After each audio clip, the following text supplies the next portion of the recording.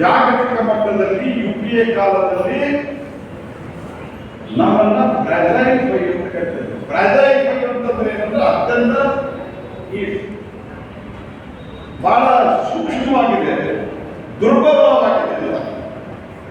ಈ ಕಾಂಟ್ರಾಸ್ಟದ ಗಣಪತಿ ಅತ್ಯಂತ ದುರ್ಬಲವಾಗಿದೆ. ಅದು ಯಾವತ್ತೂ ಉದುರಿದ್ದು ಹೋಗಬಹುದು, ಒಡೆದು ಹೋಗಬಹುದು ಅಂತ 2014ರಲ್ಲಿ 2014 ಫ್ರಾಜೈಲ್ ಫೈ ಇದ್ದಂತಹ ಇವತ್ತು ಭಾರತ ಜಗತ್ತಿನ 5ನೇ ಅತಿ ದೊಡ್ಡ ಆರ್ಥಿಕ ಶಕ್ತಿಯಾಗಿ ಹೊರಹೊಮ್ಮಿದೆ. We are the 5th largest economy of the world. ನಾವು ಇಂಗ್ಲೆಂಡ್ ಯಾವ ಬ್ರಿಟಿಷ್ ನಮ್ಮನ್ನ 200 ವರ್ಷಗಳ ಕಾಲ ನಮ್ಮ ಮೇಲೆ ಆಡಳಿತ, ದುರಾಡಳಿತ, ಅತ್ಯಾಚಾರ, ಅನ್ಯಾಯ ಎಲ್ಲವನ್ನೂ ಮಾಡಿದ್ರು. ಆ ಬ್ರಿಟಿಷರನ್ನ ಹಿಂದಕ್ಕೆ ಹಾಕಿ ಭಾರತ ಇವತ್ತು 5ನೇ ಸ್ಥಾನ, ಬ್ರಿಟನ್ ಇವತ್ತು 6ನೇ ಸ್ಥಾನದಲ್ಲಿ ಬಂದು ನಿಂತಿದೆ. We are the 5th largest economy, England is the 6th largest economy. ಮತ್ತು ಮುಂದಿನ 3 ವರ್ಷದೊಳಗೆ, ನಾನು ಆರಂಭಕ್ಕೆ ಹೇಳಿದಂತೆ ಮುಂದಿನ 3 ವರ್ಷದೊಳಗೆ ಭಾರತ ಜಗತ್ತಿನ 3ನೇ ಅತಿ ದೊಡ್ಡ ಆರ್ಥಿಕ ಶಕ್ತಿಯಾಗಿ ಬರಬಹುದು. ಅದಕ್ಕೆ ನಮ್ಮ ಚಿದಂಬರಂ ಅವರು, ಸಿದ್ದರಾಮಯ್ಯನವರು ಸ್ಟೇಟ್ಮೆಂಟ್ ಕೊಡ್ತಾರೆ. ಏನು ಯಾರಿಗೂ 3ನೇ ಸ್ಥಾನ ಬರ್ತದಲ್ಲ. ಅಟಲ್ ಬಿಹಾರಿ ವಾಜಪೇಯಿ 2004 ದೇಶದ ಚುಕ್ಕಾಣಿಯನ್ನು ಬಿಟ್ಟು ಕಾಂಗ್ರೆಸ್ನ ಮನಮೋಹನ್ ಸಿಂಗ್ ಅವರು ತೆಗೆದುಕೊಂಡಾಗ ಭಾರತ ಫ್ರಾಜೈಲ್ ಎಕಾನಮಿ ಅಂತ ಇವರು ಮುಂದೆ ಮಾಡಿದ್ರು ಸಹಿತ ಆ ಟೈಮ್ನಲ್ಲಿ ಇವರಲ್ಲಿ 10th ಪ್ಲೇಸ್. ಇವರು ಬಿಡುವ ತೆಗೆದು 11th ಇವರಲ್ಲಿ 11th ರ್ಯಾಂಕ್. ನಾ ಹೇಳಿಕ್ಕೆ ಹೋಗ್ತಾ ಇರೋದೇನಂತಂದ್ರೆ ಅದರ ಪರಿಣಾಮವಾಗಿ ಇವತ್ತು ದೇಶದಲ್ಲಿ ಬಹಳಷ್ಟು ಬದಲಾವಣೆಗಳಾಗಿವೆ. ಇನ್ಫ್ರಾಸ್ಟ್ರಕ್ಚರ್ ಅಲ್ಲಿರ್ಬೋದು, ಮೆಡಿಕಲ್ ಸೀಟ್ಗಳು 51,000 ಮೆಡಿಕಲ್ ಸೀಟ್ ಇದೆ, 51,000. ಇವತ್ತು 1,20,000 ಮೆಡಿಕಲ್ ಸೀಟ್ ಮತ್ತು ನೀಟ್ ಮೂಲಕವೇ ಆಗುತ್ತೆ. ಯಾರ ಗದಮಿಂದ್ರು ಕೇಳಿಲ್ಲ, ನೀಟ್ ಮೂಲಕ ಸಾಮಾನ್ಯ ವ್ಯಕ್ತಿ ಕೂಡ ಡಾಕ್ಟರ್ ಆಗಬೇಕು ಅನ್ನುವಂಥ ಸ್ಪಷ್ಟವಾದಂತಹ ನೀತಿಯೊಂದಿಗೆ ನಾವು ಇವತ್ತು 1,20,000 ಡಾಕ್ಟರ್ಸ್ ಆಗಬೇಕಿಲ್ಲ. ಡಾಕ್ಟರ್ ತಯಾರು ಮಾಡಿದ್ರೆ ಸರ್ಕಾರಗಳು, ಹಿಂದಿನ ಸರ್ಕಾರಗಳು ತಯಾರಿಸಿದ್ದಾರೆ. IIT 7 IIT 23 IIT, IIM, all India institute of medical science, IIIT, ರಸ್ತೆಗಳು. ನಾನು ಎಲ್ಲ ಬಹಳ ವಿವರವಾಗಿ ಹೇಳಲಿಕ್ಕೆ ಹೋಗುವುದಿಲ್ಲ, ಯಾಕಂದ್ರೆ ಇನ್ನೂ ಒಂದು ಕಾರ್ಯಕ್ರಮ ಮುಗಿಸಿ ನಾನು ಬಳ್ಳಾರಿಗೆ ಹೋಗ್ಬೇಕು. ಆದರೆ ಕಾಂಗ್ರೆಸ್ನ ಸ್ಥಿತಿ ಏನದ? ಕಾಂಗ್ರೆಸ್ನ ಸ್ಥಿತಿ ಗ್ಯಾರಂಟಿ ಹೊರತದ, ಗ್ಯಾರಂಟಿ ಅಂತ ಹೇಳುವಂತ ಹೊರತದ. ಮತ್ತಿದ್ದು ಜನರ ಜೀವಕ್ಕೆ ಗ್ಯಾರಂಟಿ ಇಲ್ಲ.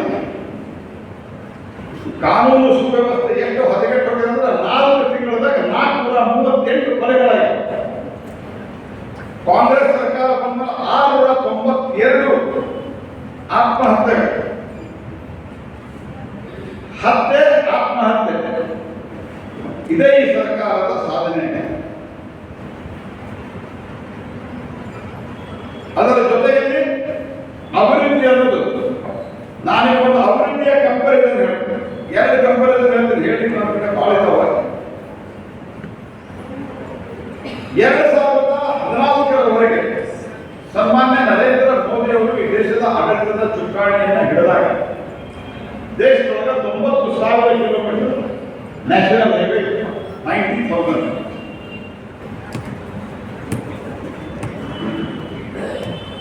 ಅದರಲ್ಲಿ 30,000 ಕಿಲೋಮೀಟರ್ ರಸ್ತೆ ಮಾಡಿದ್ದು ಅಟಲ್ ಬಿಹಾರಿ ವಾಜಪೇಯಿ. 60 ವರ್ಷ ಆಡಳಿತವನ್ನು ಮಾಡಿದಂತ ಕಾಂಗ್ರೆಸ್ ಪಾರ್ಟಿಯವರು 60,000 ಕಿಲೋಮೀಟರ್ ಅಂದ್ರೆ ಒಂದು ವರ್ಷಕ್ಕೆ ಎಷ್ಟಾಯ್ತದೆ? 1,000 ಕಿಲೋಮೀಟರ್. 10 ವರ್ಷದ ಮೋದಿ ಅವರ ಆಡಳಿತದಲ್ಲಿ 60,000 ಕಿಲೋಮೀಟರ್ ರಸ್ತೆ ಮಾಡಿ, 60,000 ಕಿಲೋಮೀಟರ್. ಅಂದ್ರೆ ಕಾಂಗ್ರೆಸ್ನ 60 ವರ್ಷ ಇಟ್ಟುಕೊಂಡು ಮೋದಿ ಅವರು 10 ವರ್ಷ, ಭಾರತೀಯ ಜನತಾ ಪಾರ್ಟಿ 10 ವರ್ಷ.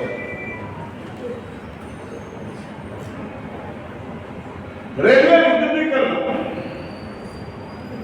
ವಿದ್ಯುತೀಕರಣದಿಂದ ಬಹಳ ಲಾಭ ಅದನ್ನೆಲ್ಲ ನಾನು ಎಕ್ಸ್ಪ್ಲೇನ್ ಮಾಡಲಿಕ್ಕೆ ಹೋಗುದಿಲ್ಲ. ವಿದ್ಯುತ್ ನಮ್ಮ ದೇಶದೊಳಗೆ ಒಂದು ಕಾಲದೊಳಗೆ ಇಡೀ 3 ದಿವಸ ಉತ್ತರ ಭಾರತ ಸಂಪೂರ್ಣವಾಗಿ ಕತ್ತಲದೊಳಗಿದೆ. ಎಂಟೈರ್ 2012ನೇ ಇಸ್ವಿ. ಇವತ್ತು ಜಗತ್ತಿನ ಬೇರೆ ಬೇರೆ ದೇಶಗಳಿಗೆ ಭಾರತ ಎಲೆಕ್ಟ್ರಿಸಿಟಿ ಎಕ್ಸ್ಪೋರ್ಟ್ ಮಾಡುವಂತಹ ಒಂದು ತಾಕತ್ತು ಇವತ್ತು ಭಾರತಕ್ಕೆ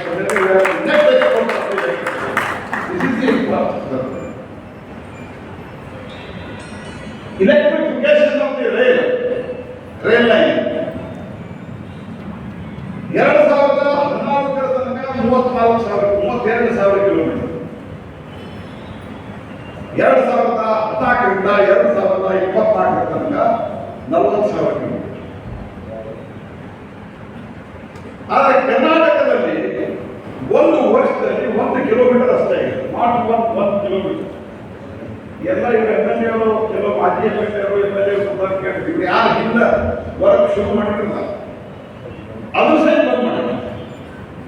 ಯಾರಿಗೆ ಮುಖ್ಯಮಂತ್ರಿ ಉಪಮುಖ್ಯಮಂತ್ರಿ ಸ್ಟೇಟ್ಮೆಂಟ್ ಕೊಡ್ತಾರೆ, ನಮ್ಮ ಹತ್ರ ದುಡ್ಡಿಲ್ಲ, ನಾವು ಅಷ್ಟೇ ಮಾಡೋದು. ಆಸ್ಪತ್ರೆ ಒಳಗೆ ಔಷಧಿ ಇಲ್ಲ, ಬಸ್ಸಿಗೆ ಹಾಕಿ ಡಿಸೈನ್ ಇಲ್ರಿ. ಶಿವಮೊಗ್ಗದೊಳಗೆ ಕರ್ನಾಟಕ ರಾಜ್ಯ ರಸ್ತೆ ಸಾರಿಗೆ ಸಂಸ್ಥೆ ನಿನ್ನೆ ಒಂದು ಬಸ್ ರಸ್ತೆದಾಗ ನಿಂತದ. ಆ ಬಸ್ ರಸ್ತೆದಾಗ ಯಾಕೆ ನಿಂತದ ಅಂತೆಲ್ಲ ಮಂದಿ ವಿಚಾರಿಸ್ಲಿಕ್ಕೆ ಹೋಗ್ಯಾರ. ಇದ್ದವರೆಲ್ಲ ಕೆಳಗೆ ನಿಂತಾರ.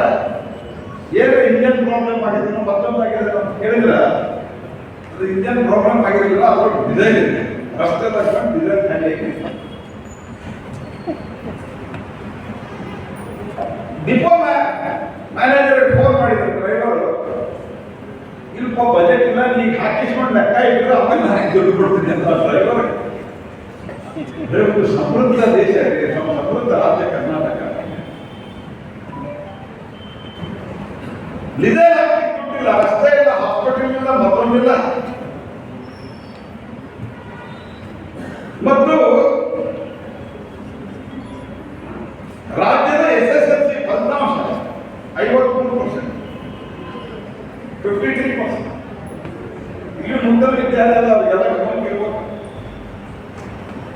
ಅದನ್ನು ಜಾಸ್ತಿ ಮಾಡಲಿಕ್ಕೆ ಏನ್ ಮಾಡಿದ್ರೆ 20 ಮಾರ್ಕ್ ಗ್ರೇಸ್ ಮಾರ್ಕ್ಸ್. ಅಂದ್ರ ಎಜುಕೇಶನ್ ಮಟ್ಟವನ್ನು ಜಾಸ್ತಿ ಮಾಡ್ಬೇಕನ್ನುವಂಥದ್ದಿಲ್ಲ, 20 ಮಾರ್ಕ್ ಜಾಸ್ತಿ. ಆನಂತರ ಮೊನ್ನೆ CET ಒಳಗೆ out of syllabus 50 marks question ಕೊಡು. ಯಾರು ಒಬ್ಬರು ಸಹಿತ ಇನ್ನೊಂದಕ್ಕೆ ಏನು ಯಾಕೆ ಕೊಟ್ಟಿಪ್ಪ ಅಂತ ಕೇಳಿಲ್ಲ. ಸರ್ಕಾರದ ಆಡಳಿತ ನಡೆಸುವಂತ ರೀತಿ. Not even one officer is head responsible so for. ನಮ್ಮ ಶಿಕ್ಷಣ ಮಂತ್ರಿ ಇದ್ದಾರೆ, ಪುಣ್ಯಾತ್ಮ ಏನು ತಿಳ್ಕೊಂಡು ಬಂದಾರೆ. ನನಗೆ ಕನ್ನಡ ಓದಿ ಕೊಡುವುದಂತ ಮತ್ತು ಕಾಲ ರಾಹುಲ್ ಗಾಂಧಿ ಭಾಷಣ ನಾನು ಇನ್ನೂ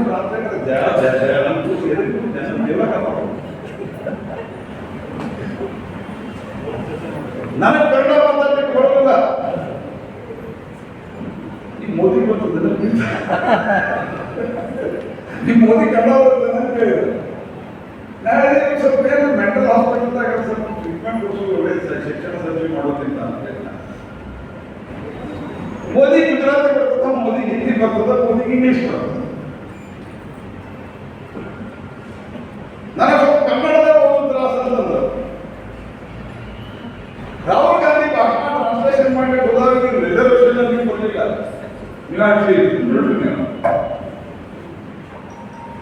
ಇಂಥ ಶಿಕ್ಷಣ ಸಚಿವರು ಇದ್ದಕ್ಕಿದ್ದಾಗ 5ನೇ 8ನೇ 9ನೇ ಪಬ್ಲಿಕ್ ಪರೀಕ್ಷೆ ಮಾಡ್ತೀನಿ ಅಂತ ನನಗೆ ಕೋರ್ಟ್